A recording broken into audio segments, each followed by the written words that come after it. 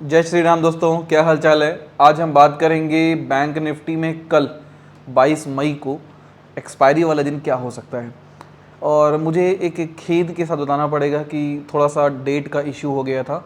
जो मैंने previous videos upload किए थे उसमें मुझे 21 मई की जगह 22 मई मैंने गलती से बोल दिया था। दिमाग में इतनी सारी चीज़ें चलती रहती हैं कि थोड़ा बहुत इधर उधर हो गया था समझ सकते होंगे। बट टेक्निकल एनालिसिस जैसा किया था वैसा ही मार्केट आज घूमा है। मैं आपसे जब लास्ट वीडियो मैंने फिर निफ्टी का डिस्कस किया है तो उसमें मैंने क्लियरली कहा था कि मार्केट अपने रेजिस्टेंस के पार्ट्स ट्रेड कर रहा है। मैंने 550 का लेवल दिया था कि मार्केट में मोशन नहीं रहेगा, लेकिन मार्केट 450 के लेवल के आसपास घूमा है क्योंकि वो गैप डाउन ही वहीं के आसपास हुआ था और फिर मार्केट वहीं रहा लगभग, है ना।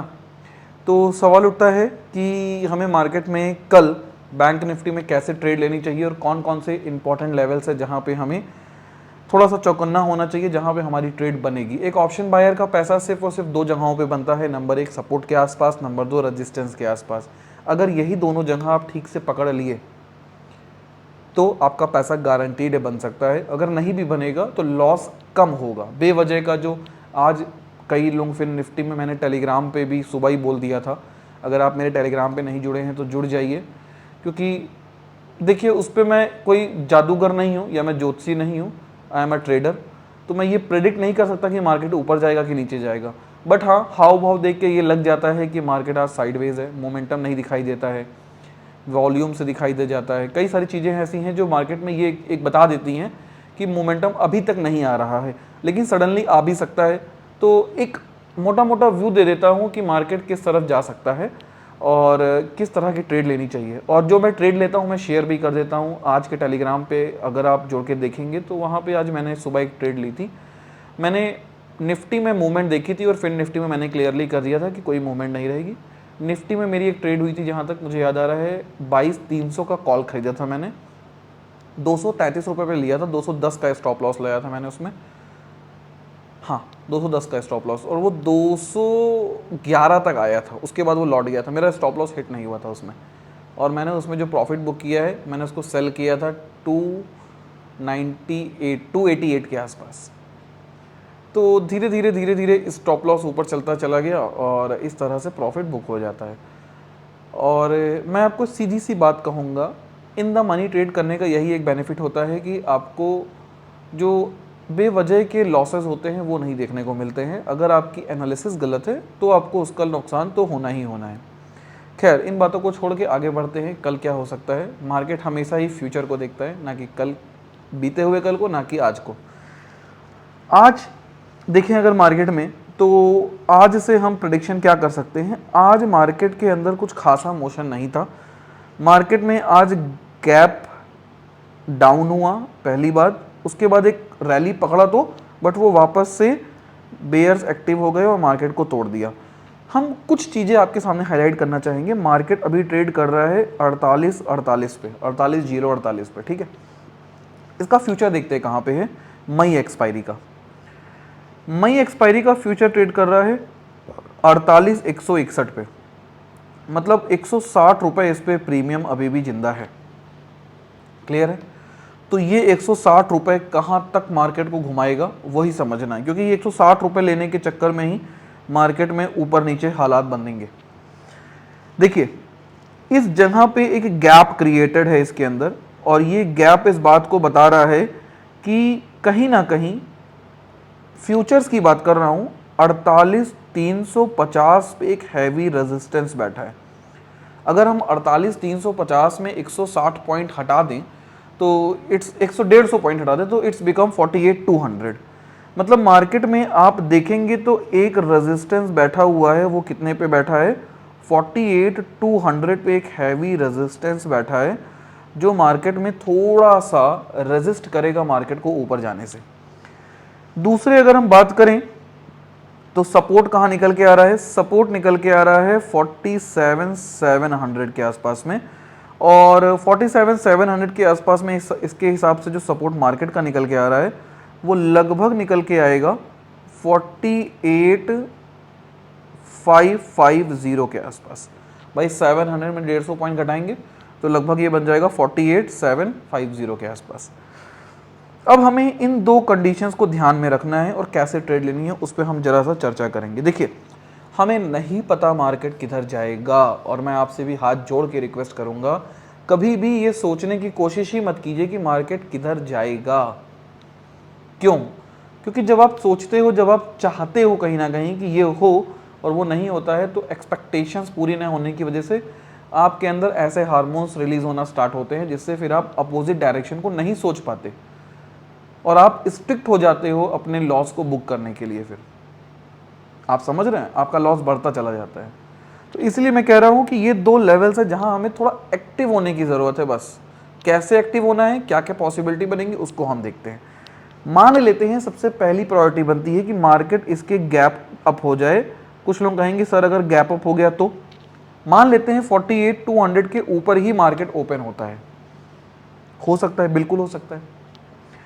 लेकिन क्या अगर ओपन होने के बाद ये 48,200 पर आया, अब देखना है अगर ये 48,200 पे आया तभी हमें एक्टिव होना है, नहीं तो हमें नहीं एक्टिव होना है। हमें सिर्फ दो पोजीशंस पे एक्टिव होने की सोचनी है। नंबर एक क्या है अभी फिलहाल के लिए, 48,200, 47 होगा, सॉरी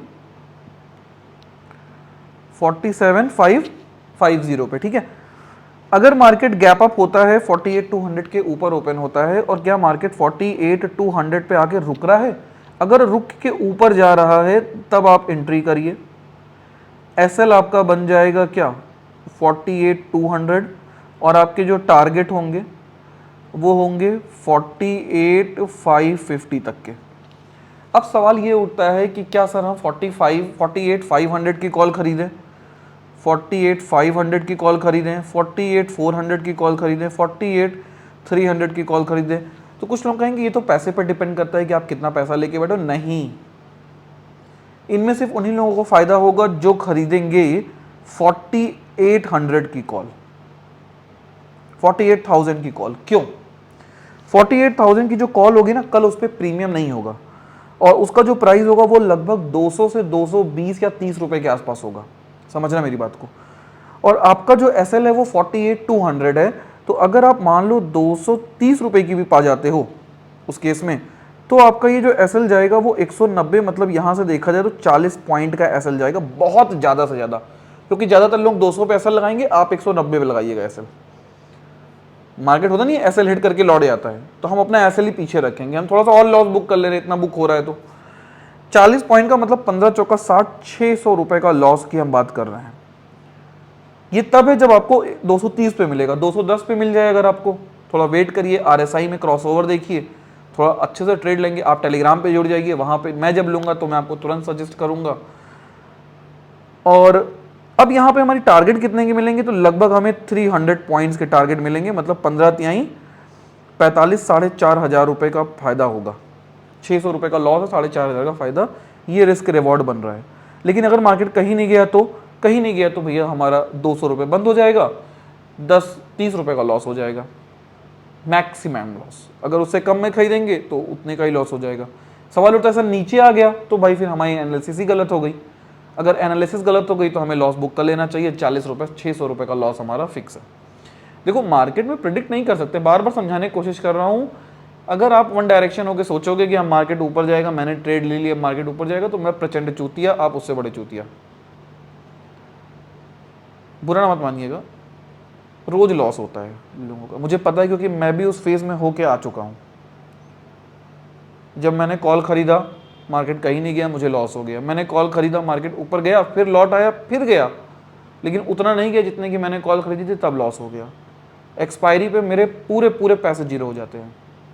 आपके साथ भी होता होगा, जो 5,000, 4,000, 3,000, 2,000 लेके बैठते होंगे, उनका शाम को गायब हो जाता होगा, और वो अपने आप को यही दिलासा देते होंगे, अरे 2,000 तो है, मैं फिर कवर कर लूँगा, एक सही ट्रेड आएगी मैं सब कवर कर लूँगा। तो प्लीज़ थोड़ा सा एक्टिव हो जाइए, जग जाइए, सोइए मत।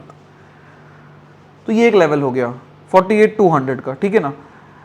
Suppose that market gap up होके 48,200 के पास ना आके ऊपर चला जाए, तो वेट कीजिए। टारगेट हमारे 48,550 था, जो कि हैवी रेजिस्टेंस भी था, और ये हैवी जो रेजिस्टेंस बैठा हुआ है, यहाँ से अगर मार्केट लौटने की कोशिश करे देन आप एंट्री करिए, और आपका टारगेट डाउन साइड हो जाएगा।